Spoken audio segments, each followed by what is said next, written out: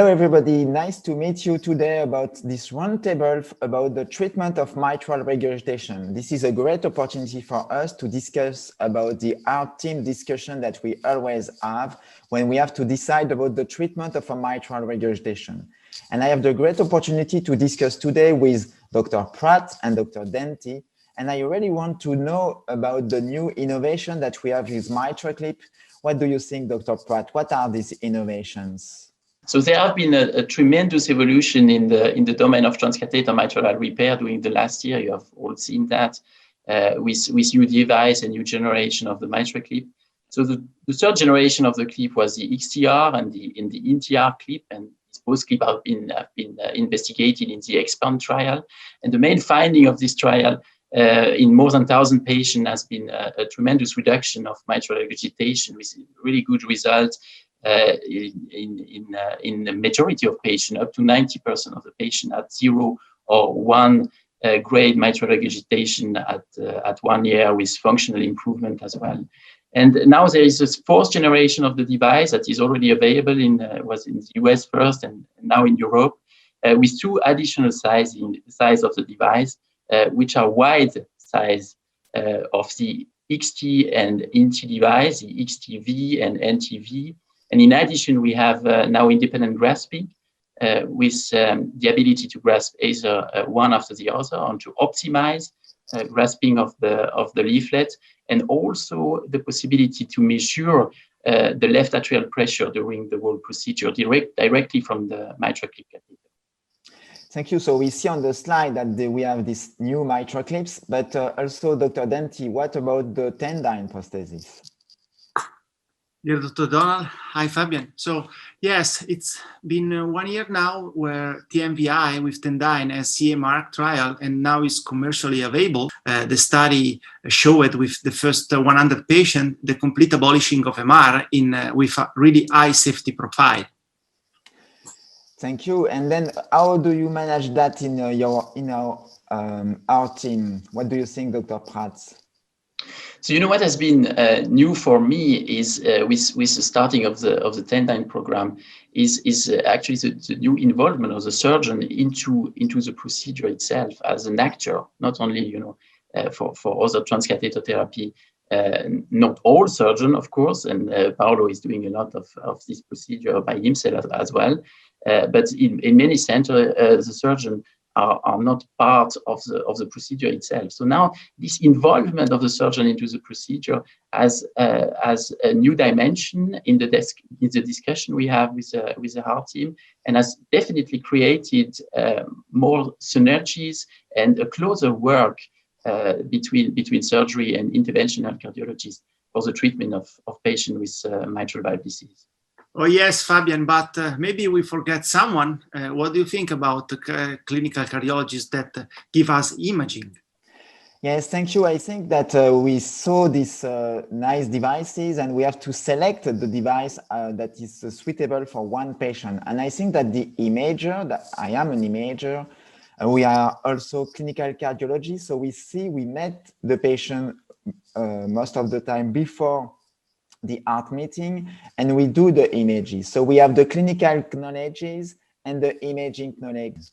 So I really think that we have to be all together, and we are surgeon, interventionist, but we have also the anesthesiologist. And I really want to know from you, how do you manage the indication in the real world setting? So what we do with these 2 devices, so, of course, we have this new technology, we have different size of the MitraClip. This is has a potential to improve the outcome of the patient, but add a lot of complexity as well. So all this has to be discussed within the R team, and there is a kind of strategy that has to be defined as well, which patients are evaluated for which therapy. So the way we are dealing this is actually we are using a complementary role of this both therapy, meaning that we evaluate the patient for MitraClip first in primary and secondary MR. And if we see that the patient will have a good result or has a suitable anatomy for the mitral clip, then we will go for a mitral clip therapy. I do really agree on your point, since I can tell you the experience in San Raffaele Milano is that we do not operate anymore on secondary functional mitral regurgitation patient, at least where they have low ejection fraction. But there was a quote of patient that was anatomically not suitable for mitral clip. And nowadays we have a tool in order to abolish MR, which is Tendyne. And in any case, also Tendyne demonstrated in the first study, and then maybe you can tell something about the Summit trial, that Tendyne give optimal result in also small subgroup of patients which are exceptional. For example, post-radiotherapy patient, but more important, in moderate to severe MAC, where any other technology, also surgical implantation, reports really high mortality. So this is, I think, it's really important to report. Yeah. Sorry, go ahead. So, Paolo, you just mentioned the Summit trial. So I think this trial will help us to define a little bit what is the strategy between MitraClip and Tendyne. Just as we are speaking now, there will be a harm comparing MitraClip to Tendyne in a randomized way. There will be a group with MAC as well as a group of patients that will not be suitable for MitraClip but do not have MAC. So that will be a very interesting study in order, to refine this strategy and the interplay of both therapies. Yes, I agree. So we need more evidence. We are enthusiastic about these techniques. Of course, the MitraClip is coming first because it's easy. The results are most of the time very good, and the patient will stay just for 3 days in the hospital. But we really need more evidence and keep our enthusiasm and keep our wish to treat more patients. So nice. It's a great art team actually that we have today. And then perhaps we can advise the audience about how we organize our art team, how we can adapt this art team for the treatment of our patient with mitral regurgitation. What do you think, Dr. Prats? So Donald and Paolo, we have talked about the imager, the surgeon, the interventional cardiologist, and I think somebody who is, and I learned this, by doing the procedure and working with the team. The other very important person is the anesthesiologist as well. So what we have now done before this procedure, before a Tendyne procedure, we do a briefing not only with the operator, with the surgeon, with the interventional cardiologist and the imager, of course. But our imager, as in your team, Donald, are always with us. And we have the anesthesiologist as well for the briefing, so that the anesthesiologist is also knowing what is planned, what is the anatomy of the patient. Do we deal with a patient with reduced left ventricular function or not? What is the dimension of the left ventricle? Is that a patient with MAC? And what is the risk of LVOT obstruction? Because the work of the anesthesiologist is key. The medical management of the patient in case of LVOT obstruction, or if there is a risk of LVOT obstruction, is absolutely central. And the volume management of the patient, as well as medication, are extremely important to ensure that the procedure will not have any complication. Well taken point, Fabian. As a surgeon, I can tell you, we operated a lot on this type of patient, and more or less the technical surgery implant is very simple, but the management afterwards, it's very complex. So the anesthesiology, they have to be on top of our wish list.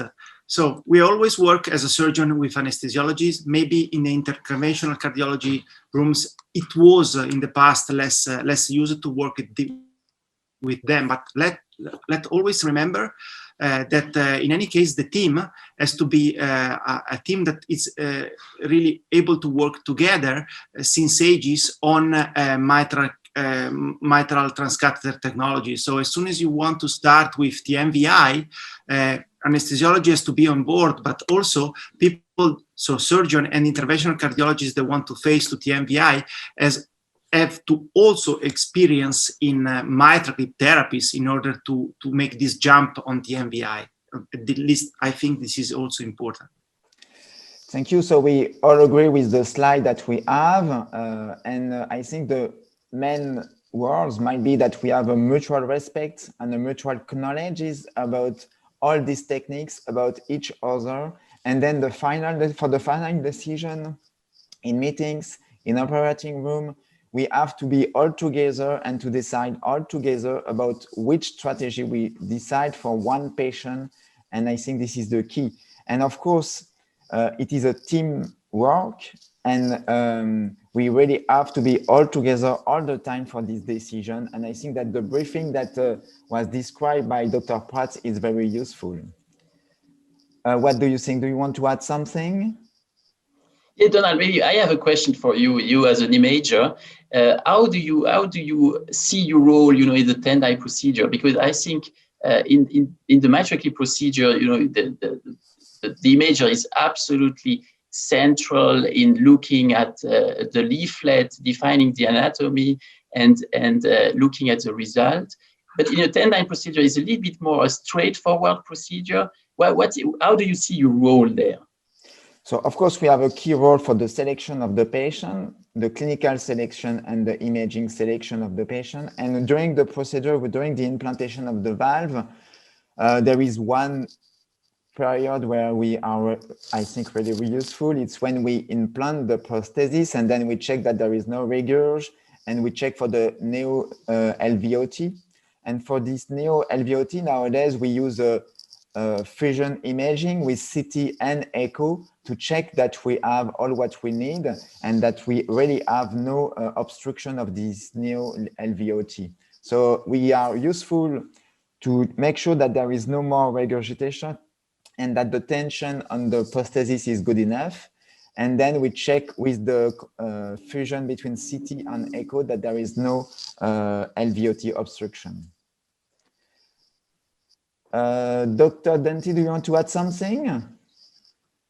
I mean, what I can add is on top of all your comments, I want to highlight more the importance of the perfect result. So we have nowadays different clip sizes and Tendyne, so we are able to have a successful result in a tailored way for each patient. And then we will be able to treat more patients. What do you think, Dr. Prats?